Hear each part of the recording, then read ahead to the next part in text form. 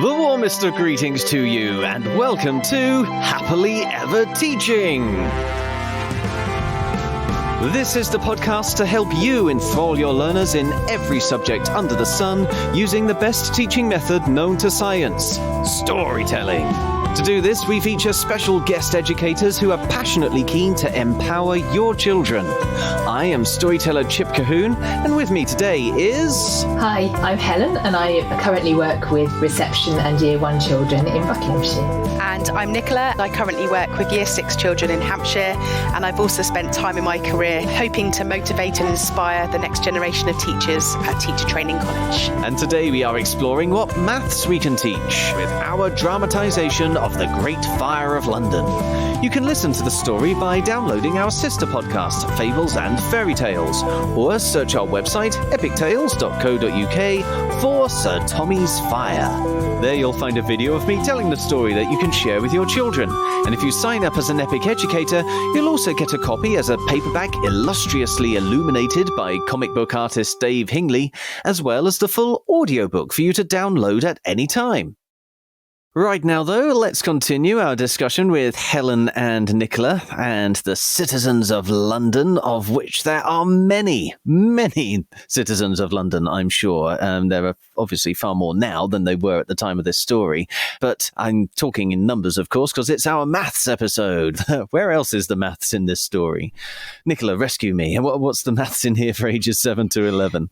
Okay, certainly I would say capacity comes up. The fact that they had to use a lot of water to put out the fire could develop sort of lots of ideas to do with that. And it's an area that's quite hard to put into context often. So thinking about gallons, we think about imperial units and metric units, obviously, with older children.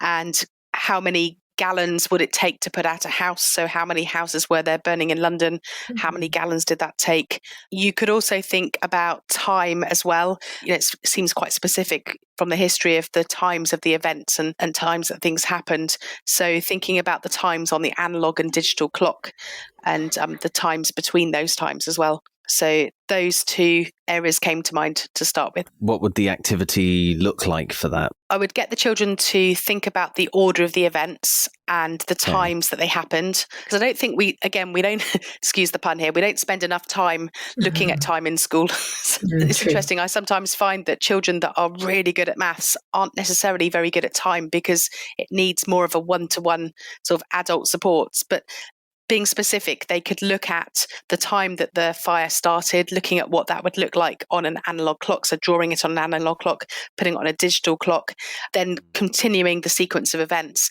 but then thinking about how much time there was in between those events and the things that happened in that time too. So just that length of time as well as specific times and what they would look like. Yeah, I guess it's partly the fact that with time, you are using a different...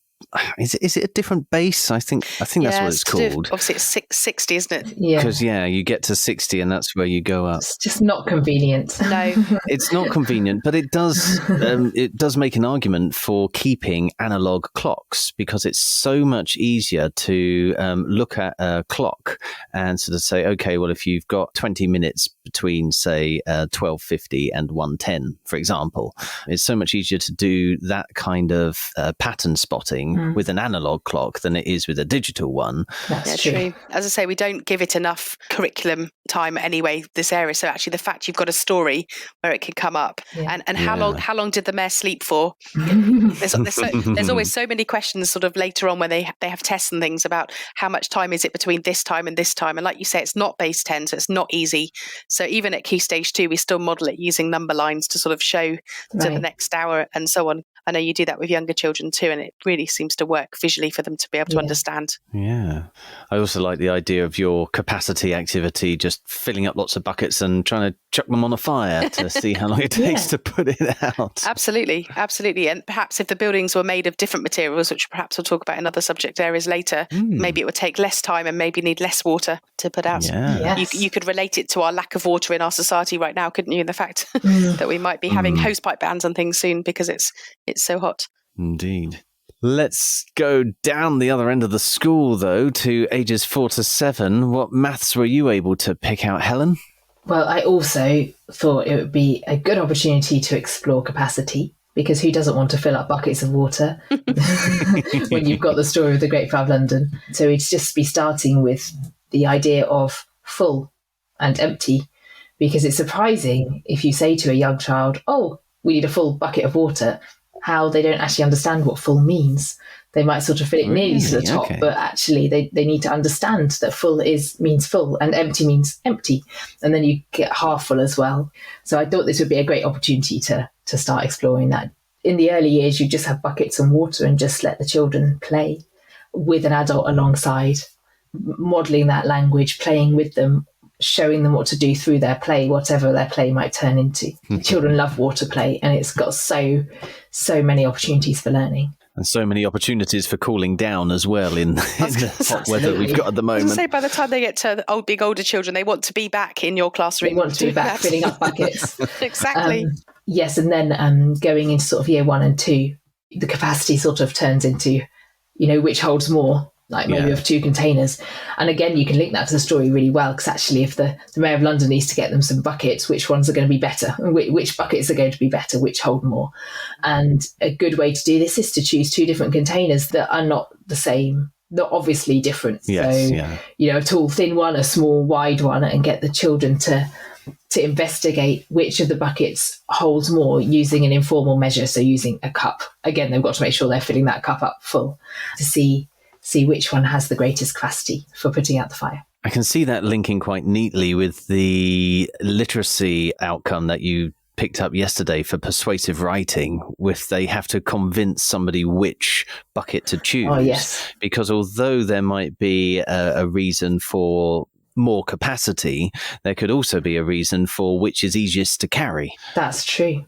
I hadn't thought of that. So then something long and thin might be easier to carry. Something with too much capacity might be too heavy. I don't know. So then you can bring in another area of maths to do with weight. Oh, yes. So you could link, which I hadn't thought of, link the 2 in. Which bucket weighs more? Which one's going to help us to put out the Great Fire of London? As you say, it may hold more water, but if we can't actually carry it to the fire, then it's not going to work. Yeah, there you go. So two areas of maths in one. Beautiful. And then the other little activity, well, it's one of those ones that could be as little or as long as you like, really. I picked up on the cost to cross a river. I think in the story it was 1 shilling for a boat, but the price has gone up because demand is high, and so it's something like 3 shillings for a child, 5 for an adult. And that for sort of reception year 1, that's a word problem in itself for them to work out, and then you can use it to introduce other word problems. Again, you could start off with thinking of reception. If there's 6 people going across in this boat and they each have to pay 1 shilling, how much money is that? Starting with that kind of word problem. And then you could take it right up into sort of the times tables. Everyone's got to pay 5 shillings and there are 6 people getting into the boat. How much money do they owe the boat owner? So I thought it would be a really good basis for a lot of different word problems, and depending on what you're wanting to cover, again, like simple addition or multiplication. Definitely. And you can sort of sneak that into the classroom as well, can't you? If you're doing the dramatizing thing that you were talking about the other day, where you're dramatizing the story, you can just have a moment where they've got to get onto the boat and then work out how much they've got to pay the ferryman between them. Yes. Yeah. That could definitely work for older children as well, that idea of money. You could also talk about percentage increases with older children.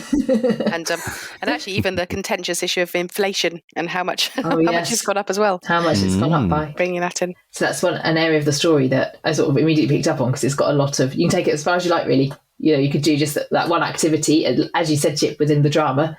What do we need to give him?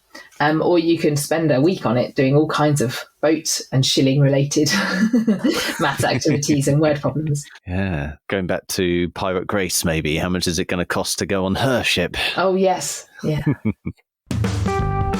That's all we have time for in this episode, folks. If you'd like to talk to us about anything you've heard in this podcast, or if there's a subject you are soon to teach that you'd like us to cover, you can find us on social media using @TeachHappily, or leave us a review using your favourite podcast app. Please also share this podcast with your colleagues and help us start a story-led revolution in classrooms around the world, so children everywhere can learn in a way that's effective, memorable, and enjoyable all at the same time. Tomorrow, Sir Tommy and the people of Restoration London will help us teach science. But right now, it only remains for us to say cheerio, and we hope to hear your story soon. So, cheerio! And we hope to hear your story soon.